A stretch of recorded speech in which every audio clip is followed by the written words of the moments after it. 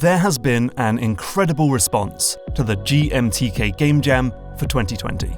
There's still 2 weeks to go, and yet we've surpassed 10,000 entrants to the Jam. I'm sure there's no external reason that would cause lots of people to suddenly have loads of free time.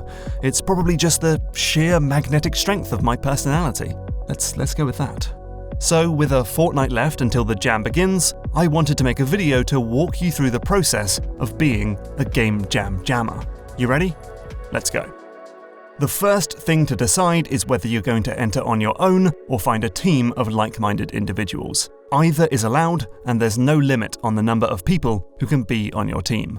We absolutely want to make it viable for people to go it alone, and so, once again, the rules are such. While the vast majority of programming code must be written during the Jam, you can use whatever art and audio assets you have the legal right to use. Pre-existing stuff, public domain stuff, asset store stuff, the works.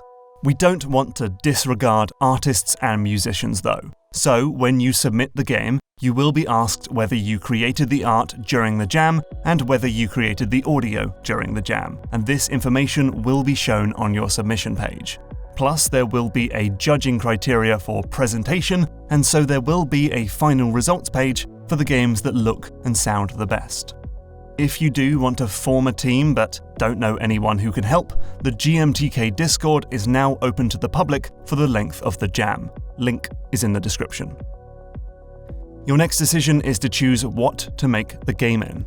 The GMTK Jam allows games made in any engine, programming language, or software, provided you can publish a build that runs on Windows or browsers without the need to acquire any additional software. So that means no mobile-only games, no printout games, no Super Mario Maker 2 or Dreams creations, and no Game Boy ROMs for emulators. Popular Game Jam software includes Unity, Unreal Engine, Stencil, Godot, and GameMaker. In fact, Yo-Yo Games has kindly provided us with a free GameMaker Studio license for the duration of the Jam. Another link in the description.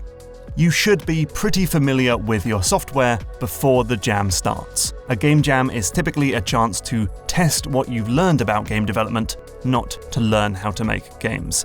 If you're not ready yet, no worries. The Jam will be back next year, so take some time to learn the basics before the next one. On Friday, July 10th at 8 PM BST, the Jam will officially start, and the theme will be announced. It will be revealed in a video on YouTube, in an email to all Jam entrants, on the Discord. Basically, you can't miss it. As always, the theme will be generously open to interpretation, so there's loads of different ways to take the idea. Don't do the most obvious thing. Do something silly, off the wall, surprising, and original. This year, there's a rating category for originality, so you definitely want to try and find something no one's seen before. There's now less than 48 hours on the clock, so it's time to dig into development. As I'm not a game developer myself, I asked a bunch of previous GMTK Game Jam winners to provide some tips. So, Tapehead Games, who made One Action Heroes, stresses the importance of taking time to come up with the concept, saying, "We took a bit more than 5 hours to come up with the right idea." Meanwhile Games, who made Camp Shepherd, sums it up, saying, "Developing a bad idea is the biggest waste of time." The most popular piece of advice is to keep the scope small. Matt, who made Singled Out, says focus on completing your core gameplay loops as early as possible. Don't sink too much time into the smaller details until it's possible to play a level start to finish. And Nick, who made Fish, says the smaller the game is, the greater chance you can finish it. So focus on one unique mechanic and not 10 weapons. Mateus, who made Tower Bag, says, "I tend to make a complete experience in the first half of the Jam. After that, I use all the time left to polish the game with small details that enhance the overall experience." That polishing time is perfect for juice, like screen shake, frame stop, and particle effects that make your game more fun. And for playtesting, because people don't want to spend the couple minutes they'll dedicate to your game being frustrated. Boz, who made Kikashay, says, "Make the game super lenient. For example, have big enemy hitboxes to make it feel like you're super good at it in the 30 seconds you have to learn how to play." Now, Listen up, it's not advisable or sensible to spend the entire weekend awake and coding. Alex, who made Sleepwalker, says, remember to take care of yourself during a jam. The time limit and rapid development can be exhilarating, but if you feel stress starting to take a physical or mental toll on you, it's time to take a break. You'll need to submit your game to itch.io before the jam ends at 8 PM BST on July 12th. Don't leave it until the last minute. Upload a build nice and early, with the knowledge that you can always change and resubmit at any time before the jam ends. After that though, your game is locked until the rating period is over. While itch.io assures us that the servers will hold this year, you don't want to take any chances. Submitting your game is an easy process. On the jam page, click Submit Your Project and Upload Game. From here, you'll follow some easy steps to get your game on itch.io. Once that's done, remember to go back to the Game Jam page, click Submit Your Project again, and pick the correct game from the drop-down box.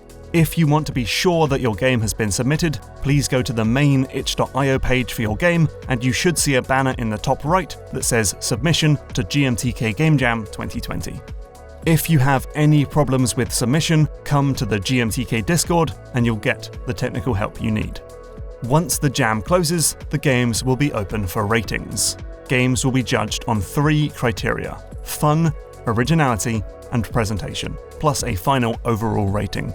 I will then play the top 100 rated games in the overall category and pick my 20 favourites for a video here on YouTube.